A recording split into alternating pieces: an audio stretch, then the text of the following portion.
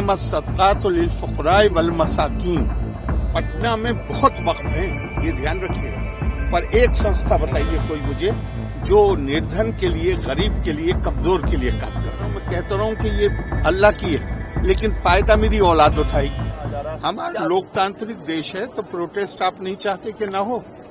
आप क्या चाहते हैं? मतलब आप चाहते हैं हमारे देश में कोई प्रोटेस्ट ना हो?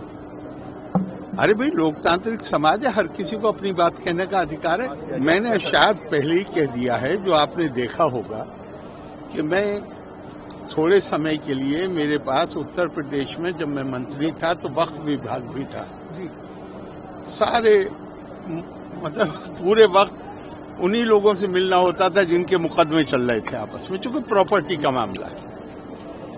और पुराना फैसला है कि वक्फ काहे के लिए है। मैं आपसे पूछ रहा हूँ, वक्फ काहे के लिए? मैं अपनी प्रॉपर्टी को कहता हूं कि ये अब मेरी प्रॉपर्टी नहीं है, ये प्रभु की, अल्लाह की प्रॉपर्टी। तो अल्लाह की प्रॉपर्टी का इस्तेमाल किसके लिए हो, किस कामों के लिए होना चाहिए? आपसे पूछ रहा हूं, किस काम के लिए होना चाहिए? धर्मार्थ के लिए, जन कल्याण के लिए, गरीब आदमी को फायदा पहुंचाने के लिए। पटना में कितने वक्फ हैं? कौन सा वक्फ कौन सा हॉस्पिटल चला रहा है, उसका नाम बताइए। कोई अनाथालय चला रहा है वक्फ, कोई बड़ा अनाथालय। और ये ध्यान रखिएगा कि वक्फ करने वाला एक विशेष समुदाय का हो सकता है, लेकिन वक्फ का जो फायदा है, आप कहें तो मैं कुरान की आयत भी कोट कर सकता हूं, इन्नमा सदकात लिलफुकराए वल मसाकीन। गरीब कमजोर आदमी के लिए दो शब्द प्रयोग किए गए हैं, फकीर और मिस्कीन। तो जब पूछा गया कि भाई ये दो क्यों है, तो कहा गया फकीर है जो डेस्टिट्यूट है, निर्धन है, मुसलमान, और मिस्कीन है जो गैर मुस्लिम है। दोनों का बराबर का अधिकार। आप मुझे एक बताइए, कोई संस्था, पटना में बहुत वक्फ हैं, ये ध्यान रखिएगा, पर एक संस्था बताइए कोई मुझे जो निर्धन के लिए, गरीब के लिए, कमजोर के लिए काम कर रहा है। क्या हो रहा है वहां पे? सिर्फ आपस में मुकदमेबाजी। वक्फ अलल औलाद को तो कानूनी तौर पे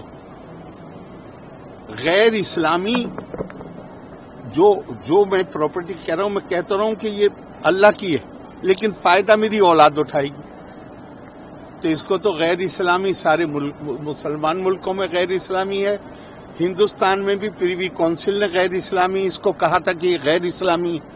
लेकिन जिन्ना ने एक्ट लाके 1913 में बिल लाके, उसका नाम ही है वैलिडेशन, मतलब ये गैर कानूनी है, लेकिन हम इसको कानून बना रहे हैं। अब इसके बाद क्या होना चाहिए, ये तो आप तय करिए।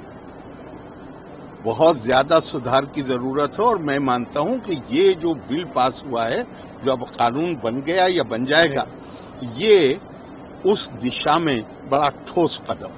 फायदेमंद होगा जो लगातार विरोध कर रहे हैं, चैलेंज करने की भी बात हो रही है। मैं दूसरों की बात नहीं कर सकता, मैं अपनी बात कर सकता हूँ।